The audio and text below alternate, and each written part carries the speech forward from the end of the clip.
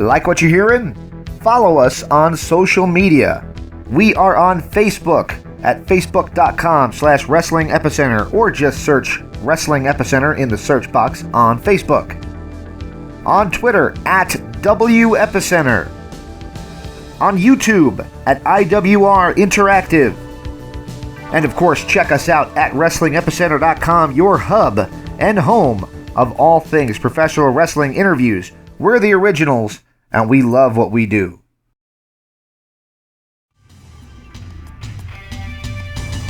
You're listening to Interactive Wrestling Radio, featuring the Interactive Interview, courtesy of WrestlingEpicenter.com. We are here with a member of the legendary Hart family. We've got the daughter of the Anvil Neidhart. We have Nattie Neidhart on the show today. How are you doing, Nattie? I'm doing great. Thanks for having me on. Thank you for taking the time to do our little show. I guess the first question is, could you please explain for our more denser listeners your place in the Hart family wrestling legacy? Those of you who don't know me, my dad is Jim Neidhart, and he married into the Hart family. My mom is one of the original 12 children. Her father is Stu Hart, so Stu Hart is my grandfather. And my mom is she's a sister of Brett and Owen. And she also chose to get involved more in wrestling, I guess, not just being born into it, but by marrying a wrestler. So my grandfather is Stu Hart, and my mom is a Hart, and my dad married into the family, but he is a pro wrestler. So my uncles are Brett, Owen, and Davey, and Bruce and Ross Hart. It's very interesting that a Hart woman actually get involved in wrestling. Was wrestling something that you always wanted to be a part of? No, not always. I wasn't always interested in wrestling, actually. Just because when I was growing up, my dad didn't really want us to be a part of it, and he was kind of always trying to shelter us from it and everything like that. So I was always sheltered from it. So I didn't really have, I didn't have aspirations when I was a young child to be like a lady wrestler or anything like that. And then I started doing some acting, and I did some theater, did some drama classes and getting into modeling and acting, and then I was asked to host a kids TV show called Mat Rats, and Eric Bischoff was a part of that show, and so I was hosting the show, and then I thought, one day I just thought it'd be fun to try some moves, and my cousins and my current boyfriend and only boyfriend, TJ Wilson, were helping me do some of these moves, and I just started to kind of like, I don't know, just one thing led to another, and I started to like it. So that's when the bug bit you, huh? Sorry, what? That's when the bug bit you, huh? Yeah, it's not really anything that I planned on getting involved in. I never had aspirations to be a lady wrestler. It just kind of evolved for me, I guess you could say. So. Well, continuing with your family, you also have two cousins in the business, Harry Smith and Teddy Hart. What's your current relationship with them? Well, Harry's my cousin, and Ted's my cousin as well. So their moms are both Harts, like my mom. And I'm quite close to both of them. I see them both all the time. I wrestle with Harry quite often, and I'm quite close to both of them. I have a good relationship with them. I have a lot of respect for both of them. I mean, they're both different people, but I have a lot of respect for them. So. Wasn't Mat Rats something that Teddy Hart dreamed up? Mat Rats wasn't something that Ted dreamed up. It was something that, cause Mat Rats, there were a lot of investors behind Mat Rats. There was a lot of money behind Mat Rats. I think the first two shows that we did cost over $1 million to do. Wow. Ted didn't have that kind of money. Ted was, I think, at the time maybe 20 years old when it was going on, so he didn't have that kind of money to be obviously dreaming. Ted was the main wrestler on the show, and he had a lot of Ted is a very smart, very creative person. I mean, he had a lot of ideas that contributed to the show, but Ted wasn't the main person behind the show. He wasn't the main person behind the show at all, because we had because we were on the stock exchange, so we were the company was a public company. For however short-lived it was a public company. So we had all sorts of people behind the scenes and, deciding what was going on and that sort of thing. Unfortunately, it just didn't last very long due to a variety of reasons. But, Ted, he had a lot of ideas. And, Ted is a really good wrestler, but he was way too young to be, the creator of the show. So. Well, in doing my research for this interview, I found several others you've done where you seem to be very sensible about the business. Now, Harry gives off that same vibe, while Teddy is intense. Now, is that his gimmick, or is he really that driven? Well, the thing about Ted, like, I mean, everybody has a different personality. Like Harry and myself, we're a little bit more low-key, and we're more, you know, I guess you could say, realistic about the business and what we want to do in it. And, you know, you always have to have goals and stuff like that. But I mean, with Ted, it's just his personality. He's totally different than Harry and myself, and that's, in a way, I mean, Ted is such a character. And I've talked to my Uncle Brett about this before. You know, when Ted goes out to the ring, his presence is totally different than any other wrestler that I know. Like, he's very, very he's very intense, and he wears his heart on his sleeve, Ted. And when he talks, he's very high strung, and I'm not going to deny that. But he kind of speaks from his heart, and we can get a little carried away, but what wrestler doesn't get carried away when they're kind of living in the moment, you know? Yeah.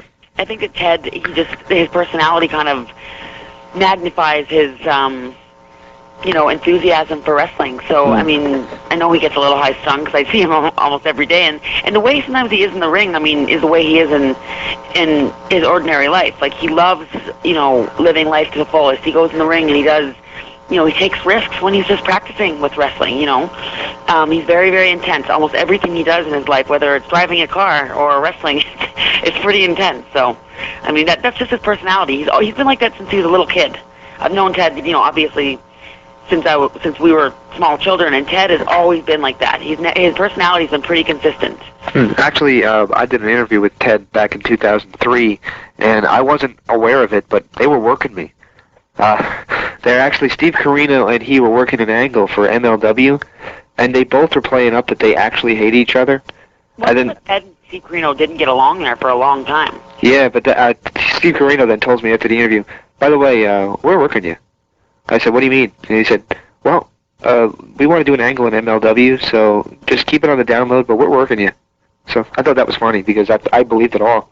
Yeah, I mean, I know that Ted. I know the angle that you're talking about, but I know that before that interview, yeah, or before whatever, I know that they didn't like each other. Yeah. So I mean, wrestlers. I mean, it's normal for wrestlers to have egos or little spats or whatever. I mean, wrestling is a lot more real than people even know. So. Yeah. But I mean, Ted is Ted, and Ted speaks the truth whether people like it or not, and that's kind of why I think Ted does really well in the independent scene, because he's controversial and people want to see that. He always is able to just speak from his heart, and whether people like it or not. I mean, sometimes the things that Ted says I don't particularly agree with, but he does speak what he believes in. He doesn't usually march to anyone else's drum. So. Mm-hmm. All right. Before we get to the wrestling career questions, we want to know what kind of education you have. Education? Yes. Like as far as pro wrestling? Well, not necessarily part of pro wrestling. A lot of the females we talk to tell us that before you get involved in a wrestling world or the wrestling world, you probably should go to college and have something to fall back on. Right. I mean, I'm not sure what, because I know Trish Stratus started going to school, but she didn't get very far. I know that she didn't get a degree or anything like that. Right. She stopped. I think she was studying kinesiology or something like that, and she didn't finish her school because wrestling came up for her. As far as that goes, I mean, one, that has very little to do with my wrestling career, and two, I started wrestling when I was 18. Ah. And I was doing theater and drama and some modeling, and I graduated high school a year early, and actually graduated with honors in my last year of high school.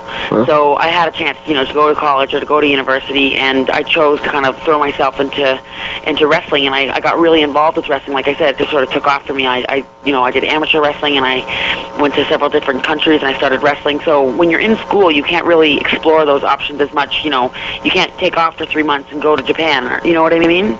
Yes, I do. For me, like, I had to kind of make a decision that either I was going to wrestle or I was going to go to school. I couldn't, do both and work a full-time job on the side for myself. So, you know what I mean? Yep. So for me, I didn't go to university right after high school. Mm-hmm. So if that's what you're asking. I don't have any degrees in kinesiology or back scratching or anything like that. So. All right. Well, like you said before, you were the ring announcer for Mat Rest. For those of us who want to live the dream, what was it like getting in front of a crowd and the cameras for the first time? Well, I mean, when you're young, I mean, being in front of a camera is nerve-wracking anyway, and even when you're old, like, I know that a lot of the times people go to OVW just to learn how to walk out and do a ring entrance in front of a camera, and they'll spend 6 months doing that. You know, like, it's very, very hard to, you know, find yourself being really relaxed and really natural when you have very little experience. I guess, I mean, I'm not a professional ring announcer. I'm not like, you know, I was quite young at the time when I was doing it, so I found it to be, it really boosted my confidence, like just to complete it and to, you know, kind of, you know, accomplish announcing a show in front of people like Eric Bischoff or, you know, people from Mandalay Entertainment and, you know, never having experience with it. But I worked with actually a fellow who is really, really talented. His name is Mauro Ranallo, and he helped me a lot with my speaking and my, you know, inflections and just speaking in front of a crowd and looking into a camera and you know, memorizing what I had to say or speaking naturally. And I found that it was, you know, I felt a great sense of accomplishment once it was over with because, you know, I didn't have any experience doing it, but it really boosted my confidence. And Mauro, he now does play-by-play with Boz Rutan for Pride. Uh-huh. Oh, yeah, have you ever heard of Pride? Absolutely. Yeah, so he does the play-by-play with Boz Rutan, and he's the one that helped me a lot. So, I mean, for me, it really helped my, I guess, public relations skills and speaking in front of people. And, you know, it's nerve-wracking, especially when you've got somebody like Eric Bischoff, who did run a multi-million-dollar company, you know, and he's watching you, and you have to make everything perfect, you know. Mm-hmm. So it was fun, though. I had a good time with it. Early in the interview, you mentioned that your father kind of tried to shelter you from wrestling. Now that you're in the wrestling business full term, what does he think of your decision? Well, you know, obviously every dad is very protective and guarded about what their child does, whether it's, you know, the kid wants to do baseball or hockey or soccer or wrestling or, you know, I mean, unless I was going to be a doctor or a lawyer, I guess. Right. You know, it's just normal for parents to worry. Even other members of my family worried because, you know, they know what kind of business wrestling is. It can be really rewarding, really tough and unforgiving. So my dad was quite, you know, concerned about me just taking care of myself, and he knows how hard it can be, not just the in-ring work, but, you know, how you have to act outside the ring and just the politics of it, and, you know, how hard traveling and being away is and stuff like that. But when I went to Japan last year, he didn't really approve of me going there because right before I went, he just said, you know, he didn't think it was a good idea, and he thought that it would be too hard on me and it would be too tough, because I was there for several months. And I came home, and it was a very successful trip for me, and my dad was really, really proud of me, and he, like, that's more so when he started believing in my wrestling, because I made it in Japan, and I was able to live in another country and, you know, I didn't learn how to speak Japanese, but sort of grasp their culture and, you know, work with these girls in their dojo and train with them and, you know, eat with them and I don't know. Brett said the worst part of Japan is the food. Is that true? Yeah. For me, I like weird food anyway. I like the food in Japan. I found that sometimes it was hard to just get like something normal like peanut butter or oatmeal. Brett's pretty finicky with his food, though. He's kind of, I don't know, he's got strange preferences he likes a lot of meat. I mean, he's like a meat and potatoes kind of guy, in my opinion. And I know he's got a big sweet tooth as well. But Japan is like very, you know, there's a lot of fish and a lot of rice and a lot of exotic. They'll have fish and rice for breakfast and egg yolks and raw eggs and over rice. And I mean, there's a lot of delicious food there too. But I mean, I don't know, I just love being there because I felt like I was, again, a sense of accomplishment working with these different girls and you know, these women in Japan. I don't know if you follow Japanese lady wrestling, but a little bit. The women there, they're just phenomenal. Yeah, they are. They're very different from the girls in the States. It's very little about looks over there. It's very much about toughness. Well, yeah, I mean, and some of the girls I found were really beautiful. Like, I found that there was one girl I worked my second match there, and her name was Haruka. And she is, like, one of the prettiest little girls that, like, well, she's little, but obviously she's Japanese, but she was really, really pretty, and, like, she looked like a little geisha. I thought, you know, because I always thought, you know, Japanese wrestlers were, you know, really tough and rough, and I found a lot of them to have grace and poise like I never expected. These girls are just phenomenal, like, really, really good, not just good performers, but just unbelievable athletes, and they just make you believe in pro wrestling, and you think it's like, you know, when you watch it, you'd never question wrestling, whether it's fake or real, you know? Yeah. So, anyway, I have a whole different level of respect for them over there, and I think that that trip kind of made me a stronger person, not just in the ring, but outside, and I can take the things I learned over there and use them for the rest of my life, so.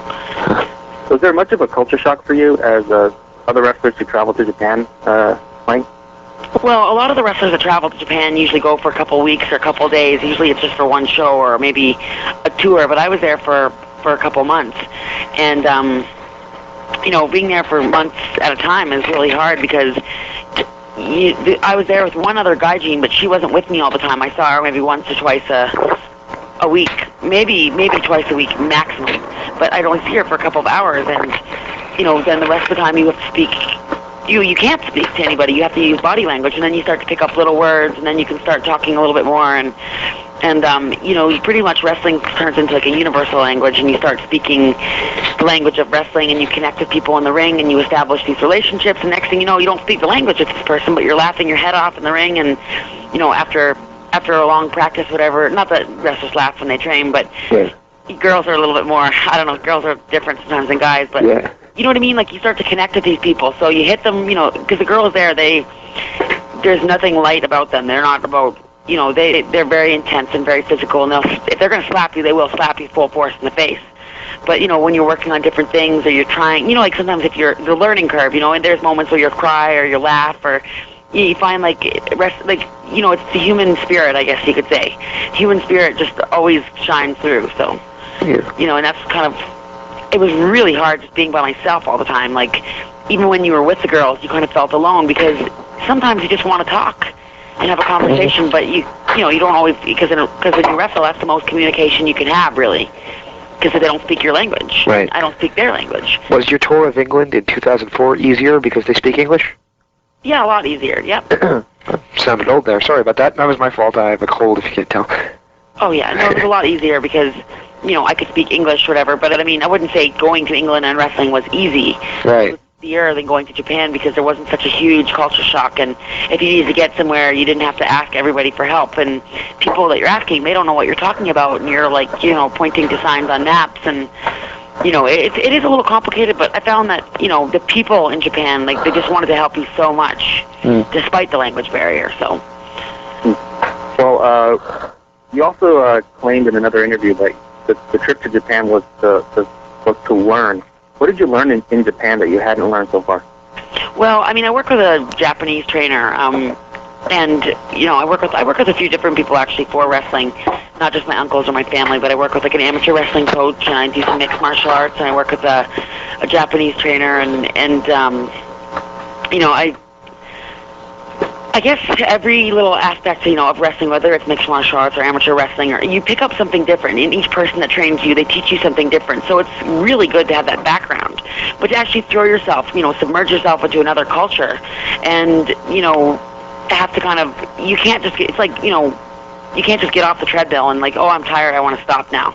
Like, you have to do it. You're in over your head and you have to, like, swim to shore. Like, it's you have to do it for yourself. It taught me how to survive, like, for myself. And, like, no matter how hard things got, I couldn't just get on the plane and fly home, nor would I have gotten on the plane and flown home. You know, like, you have to kind of tough it out. And there were days that I you know, felt like, gosh, I don't even know how I can do this. These girls are, because every match I had and every girl that I wrestled, every different girl that I wrestled was a different, like, was a new challenge. Like, it was a little war that I had to fight each match in the ring. Like, it wasn't the North American style or the English style, like, you know, where you can, you know, because, I mean, that's what we're trained with. But then this Japanese style is like, especially with girls that don't speak your language, it's a whole new ballgame. So for me, it was sort of, you know, I guess I never say never or never give up, and like just to follow through and to continue, and to, if you make a mistake or if you get up or if you fall, just get up. Or, you know, if you make a mistake or if you fall, just get up and brush yourself off, you know. Keep going and just keep plowing through it, you know, and making sure that you learn something from each match, so that if you made a mistake, that you learn from that mistake, or, you know, and also just connecting with people. Like, I found that, you know, I learned for the first time ever that just because I couldn't speak their language, I could still connect with people on a different level, you know, and it's just the bond that you have with these people is just amazing. Well, you wrestled primarily in Calgary for most of your career. Is that a travel thing, or because of your job, or? Well, I mean, I usually when I go to another country, I stay there for a couple months, like, so England, and I've been, you know, New York and Toronto, British Columbia, Seattle, Edmonton, Ireland, Isle of Man, like lots of different places. I do work a full-time job in Calgary, and I also train with several different people. So for me, I just take the opportunities that I can get. A lot of promotions don't usually have the funds to fly me out because flying out from Western Canada is quite expensive.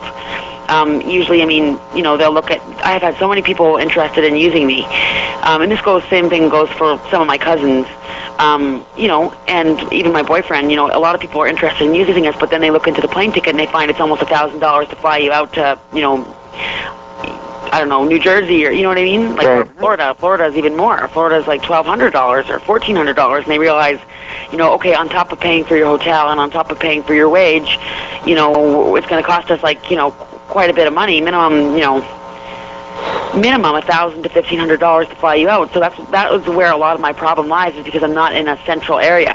Like I know a lot of girls like Tracy Brooks. Tracy Brooks gets a lot of work because she's relocated herself to Memphis. Nashville, yeah. So she can get a lot of work because it's kind of a nice little circuit that she can do. There's all sorts of independent promotions, and it's just a couple $100 for a flight for her. Whereas I can't drive out from Canada. It'll take me 5 days to get to a show, or it's just the area where I'm located. So that's, sometimes that's part of the obstacle too. So. All right. Well, in your career with Stampede, you've had at least a 2-year feud with Belle Lovett. Is this because there's a lack of female wrestlers in your area too? Partially, yes. Actually, I find Belle to be a pretty good component. We challenge each other on many different levels, and I'd say Belle's given me a lot of my best matches in Calgary. Gosh, I don't know how to put this. As far as females being involved in wrestling, besides Japan, I find that there is a lack of females in wrestling in general. Especially ones that are really, really serious and, have trained for a long time, or that are really, really qualified. I go to a lot of places, and, it's nice that girls are interested. Some of them are, but a lot of them just want to be valets, or they just had a couple of months experience wrestling, or, it's just hard finding, the ratio of guys to girls wrestling is a lot more than, there's a lot more guys wrestling than girls. Let's just put it that way. Yeah, that might be easier. For every promotion, you have 25 guys. You'll have 2 girls. And even in England, there was 5 girls for 50 guys there. There's just a lot less people to wrestle. So, you have to kind of, it's just slim pickings. And look at WWF. You look at the, WWF in comparison to the guys, look how few girls there are. Right. What do you think of their use of women as, I think Vince's phrase is it's a lot easier to train a supermodel to look like a wrestler than it is to make a wrestler look like a supermodel? Well, as far as WWE goes, I think that obviously they're doing something right. Vince McMahon is a billionaire, and his company is, a $1 billion company, and he's been the longest running wrestling promotion in probably the world. So, I think obviously they're doing something right. As far as the women go, wrestling, moves in cycles. It's just like that for everything. You have your Bret Hart eras, or your Shawn Michaels eras, or your Kurt Angle eras, or your Hulk Hogan eras, or your, there's wrestlers and there's entertainers, and then there's both. Right. So I think with as far as the girls go in there, Trish Stratus, she's an excellent wrestler, I think she's really, really good. I think Trish Stratus can even do really good work with girls in Japan. Right. And as far as Victoria, she's an excellent wrestler too. They've got some good girl wrestlers to lead some of their other talent through. So sorry, my boyfriend's talking in the background. But I think that their wrestling moves in waves. Especially looking at, since you brought this up, especially looking at since there's a lot less girls in comparison to guys, they can't have a serious wrestling match every single night because fans will get bored of that when they only have maybe 2 or 3, 4 maximum qualified wrestlers. Right. Lady wrestlers. So they can't have that. They have to have the bra and panties matches or the, diva contests because people, 1, want to see sexy girls, and 2, the girls that they have, Trish can't be doing a wrestling match every single week with Victoria. Right. They get bored of seeing that, no matter how great the match is, until they get maybe a more, a better variety of women, Whereas in Japan, there's a minimum 100 female wrestlers that have been in training and that, are very serious, who have judo backgrounds, and you can see an all-women's wrestling show once a week. Do you think that that's something you would ever even do, though? Something like a bra and panties match or something along those lines?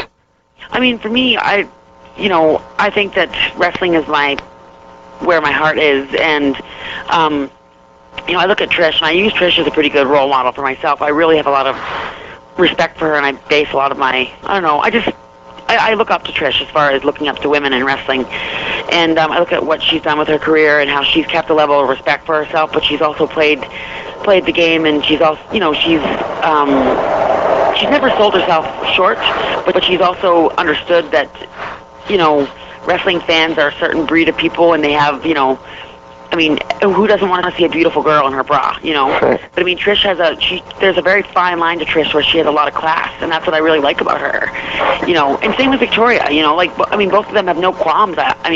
From what I can see, no qualms about doing a bra and panties match, but both of them are so qualified that they usually don't get stuck in bra and panties matches.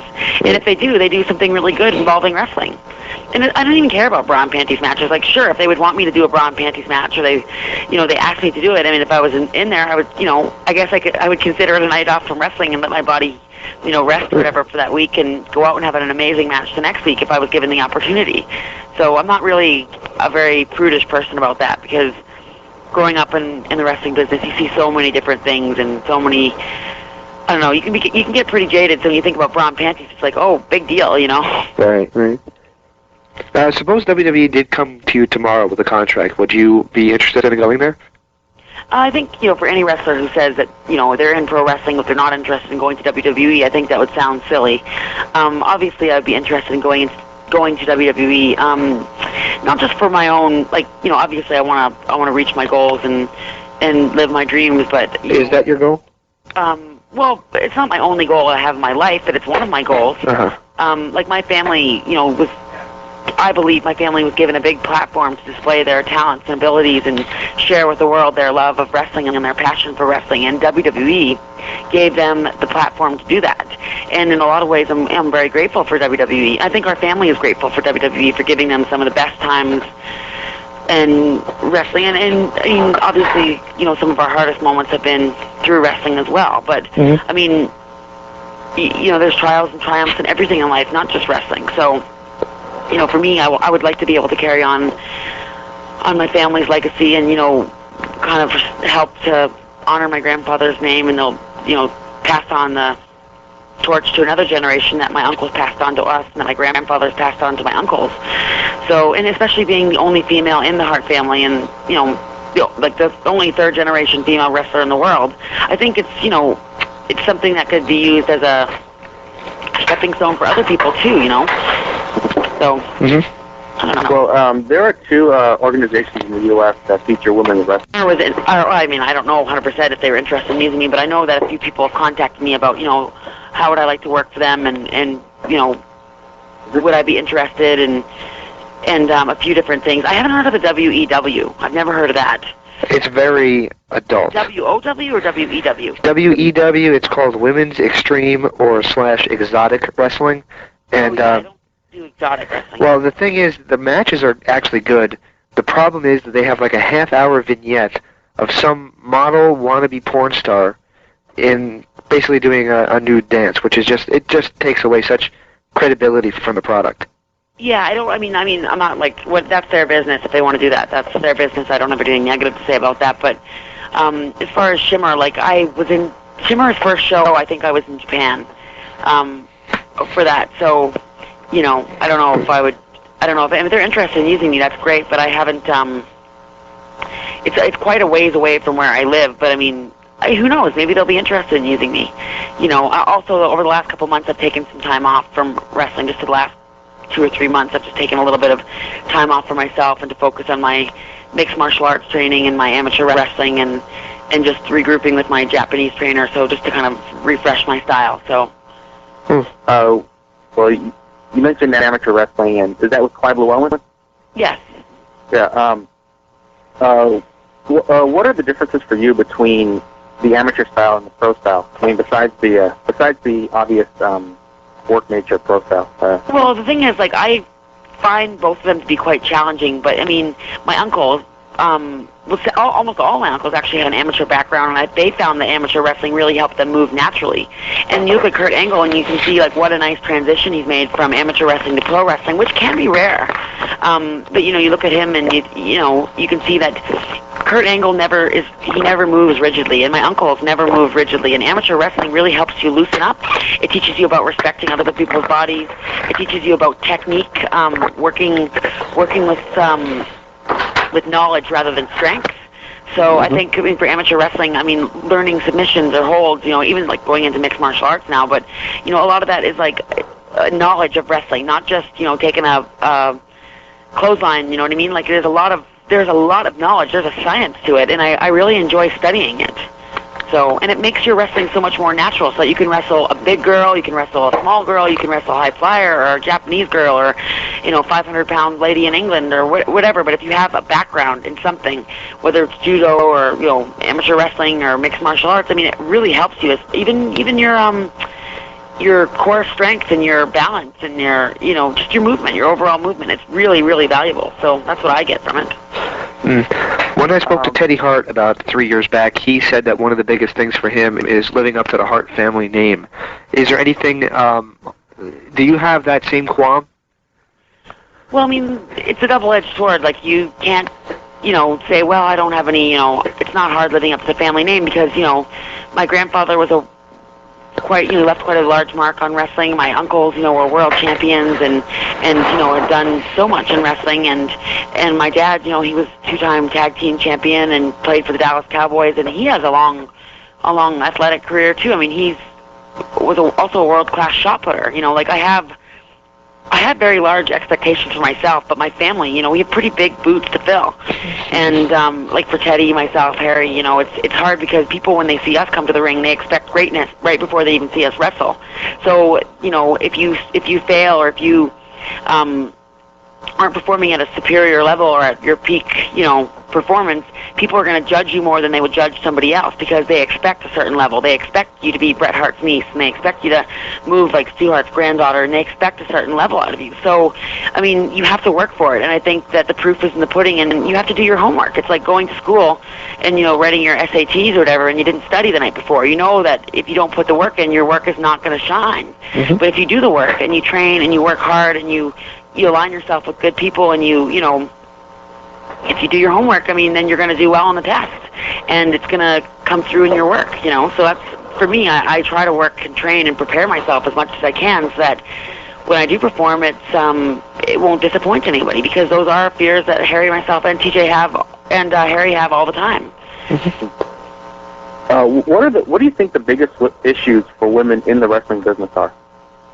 I think that women face a lot of the same issues that men face in wrestling. I guess if you want to get into just what women face or what I've faced in my own experience in wrestling, that I'd say maybe is more obvious. For me, it's finding people to work with. Finding another really, really good female wrestler to work with without going all the way to Japan. Or, there's just so few women that want to wrestle, or so few women that are serious about wrestling, or that have a background, or that want to go out there and, give it their all. There are a lot of really good girls that I've wrestled. It's just you have to really search for them. Whereas with guys, there's just a lot. I'm not saying every guy wrestler is amazing, but there's just a lot more men that are interested in wrestling. Right. Than women. So for me, my biggest challenge is just getting enough female counterparts to actually have matches that will challenge me, because I wrestle men too, because it's hard to get women to wrestle with. Even when I was in Japan, I had a match against a Mexican man from CMLL, so it's just hard finding other women that are interested in wrestling. But I think, another obstacle is just the fact that, women are constantly working harder and harder and harder to prove themselves in the ring, because it's really a man's sport, and it's dominated by men. But I think we've come a long way in the last 10 years. Just look at Trish Stratus and Victoria, and, even girls that aren't in WWE anymore, like Jazz and, Molly Holly and stuff. A lot of these girls crossed huge barriers and, paved the way for people like myself to kind of make wrestling for women a credible sport. Now, since we've been doing this series about women in wrestling, we have to ask this question because it's the connecting thread. Do you think a women's wrestling organization, one that focused on the in-ring action and less on the raunchy stuff, could succeed in the U.S. and Canada? It depends. I mean, if people are interested in seeing it, I guess it just depends. I don't know, to be honest with you. I mean, I think that if the work is really, really good, I think people will watch it. I mean, if it's there, people, will tune into it. But it's never been done before where there's been a real mainstream women's promotion. Like, let's just say, can you imagine having an all-women's promotion like TNA where it was just women, women, women? Because the fact of the matter is it's just there's not a whole lot of women in North America that wrestle to make up a promotion. Like I said, every wrestling school that you go to, like even Lance Storm has a school here. He doesn't have one girl in his school. Wow. You know what I mean? So it's very few and far between that you get enough girls that are really, really qualified to make a really well-run promotion where you could have 5 ladies matches, and you could have these promotions. You could have these, you have a show once a week. Because usually big promotions have a show once a week. Right. So you have a show once a week, and you have 5 different matches. I mean, there's just not enough girls to circulate right now. Where they could have 5 really good matches, make it fresh and exciting. I know there's a handful of girls in the States and in Mexico and stuff that are really good, like Sarah Stock, Sarah Del Rey. I'm just trying to think here. There's Nikki Rocks, there's Ariel. There's a few girls that I've met, Rebecca Knox. There's a few really good girls. Even Jackie Gaeta, I thought she was Tracy Brooks. I enjoyed wrestling both of them. I don't think they get to display their abilities enough, but if they could find enough girls to circulate around, then maybe they could have a show. But as of now, I mean, I don't know if there's enough girls to have a show where there's 5 different ladies matches each week, and you can run it 50 days of 50 weeks of the year without being completely boring because people are sick of seeing the same things. Yeah. Well, final question before I get to the word association is, where would you like to be in your wrestling career within the next 5 years? Well, within the next 5 years, I mean, I just want to be happy, pretty much. I don't want to, say, well, I want to be the women's champion in 1 year or place a date on anything because, life happens when you stop planning it, and life happens when you stop, writing down to-do lists and stuff like that. That's kind of in my own experience. Maybe it's not for everybody, but in my own experience, life just kind of takes its course. And, for me, wrestling has brought me a lot of happiness, and it's brought me travels throughout the Europe and in Asia and in all sorts of places in North America, and I just, I don't just look at my wrestling as being something where, I mean, obviously it's career-oriented, but I also look at the connections that I make with people and how I grow inside and how I, where I'm at, how I'm constantly, changing the way I see the world and changing the way I view people, and wrestling has just given me so much more of an open mind. And I think in 5 years, if I can still be wrestling and still be happy doing what I love and still be healthy, and absolutely, whether I'm having a match at WrestleMania or I'm, competing in a mixed martial arts tournament or, doing amateur wrestling, if I still like it and I'm happy, doing it, then I'll be content, Huh? And it's not to say that I don't have other dreams or other goals in my life, because obviously there's lots of other things besides wrestling that I would love to do one day. Care to explain any of those? Well, I mean, I would like to go to school to maybe work on becoming a teacher or maybe get involved in broadcast journalism. It's just that wrestling has sort of taken me and kind of swept me away, so that all I've been doing is pretty much involving and enveloping myself in the world of wrestling, because it's kind of like a drug, wrestling. It's an addiction. Since I don't drink or smoke or do drugs, I think wrestling is a nice little addiction to have, but, it's just how, I mean, I don't know, it's hard to explain, but there's a lot more in my life I want to do other than wrestle, but if I can continue wrestling and being healthy, doing it as long as I'm happy, like I said, whether it's a match at WrestleMania or it's, working in my own hometown, as long as it makes you happy, it's just your quality of life that you have to consider. So, for me, that's just kind of where I stand at it. It's not to say that I don't want to be a world champion or that I don't want to, make a really big splash or big mark on it, but I think that, my work and my, dedication will pay off, and if I say anything like I will be a world champion, I might just jinx it. So right. I usually keep that kind of stuff to myself. But, I love wrestling, and I'm just so grateful that I've had the chance to work with so many exciting people and to be a part of a very diversified family that can kind of, give me the guidance I need to make my dreams come true, so to speak. So, if I may say so, I actually do a little bit of broadcasting every Wednesday night on the radio, on AM radio. You have very much confidence in your voice, and I think that would translate very well in broadcasting. Oh, thank you. Well, I mean, there's, like I said, there's lots of things that I'm interested in doing. I just, like with wrestling, it's just been something that, like, I just wake up in the morning and that's all that I think about, and it just makes me so happy to do, and it gives me sort of that high, and it's just, I could wrestle all day long and be destitute, and I just like it so much, but I mean, it's not to say that I won't get involved in other things, like teaching or, working on some sort of journalism, or whether it's broadcasting or print, or, even photojournalism is exciting. So, I mean, life is worth living, I guess, and you gotta just roll with the punches, so to speak, but... Sure. Before we let you off the phone, do you mind if we just give you a few word associations? If you have a one-word answer to the name that we give you, that's cool. If you want to tell a story along with that, that's cool, too. Okay. All right, the first name on the list is your grandfather, Stu Hart. I would say inspirational. The next word on the list is your famous Uncle Brett. Complete professional. How about your other uncle who, Owen Hart? I'll say about my Uncle Brett as well. It's just, what was that?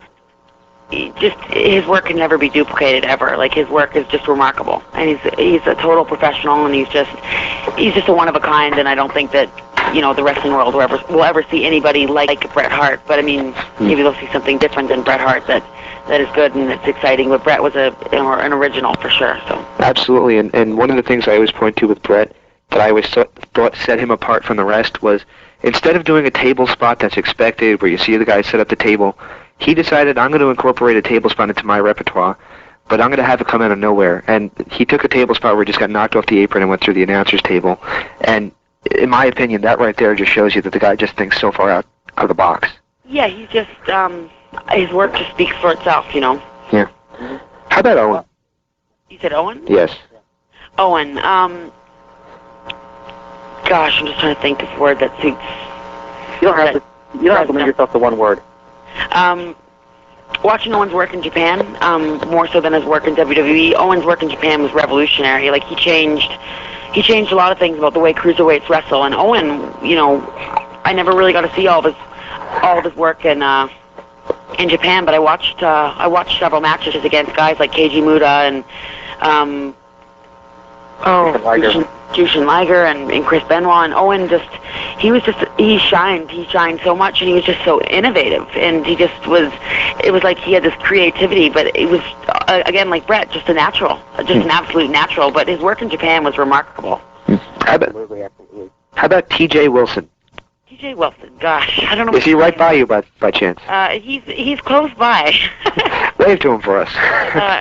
T.J. Wilson, I would say maybe the next Eddie Guerrero. I mean, I know that sounds kind of, speaking of, it sounds kind of, I don't want to say tacky considering what's happened to Eddie Guerrero, but, we've been really big Eddie Guerrero wrestling fans for, I don't know, ever since we started watching Black Tiger tapes. And a couple of years ago, actually, I got TJ some Black Tiger tapes for Christmas.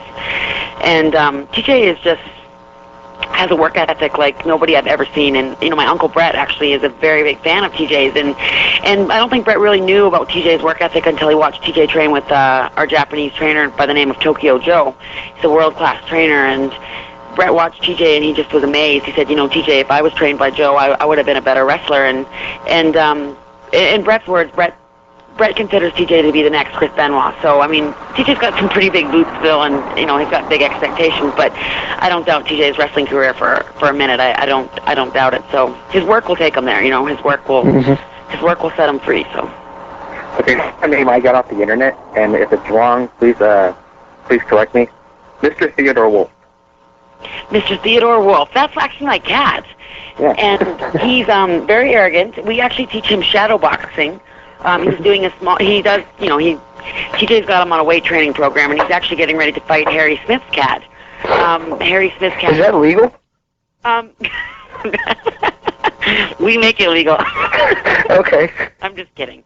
But no, Harry's my cousin, but Harry and TJ are best friends, and we always have this ongoing kind of inside joke that, because our cat does, quote unquote, I'm just kind of kidding here, but yeah.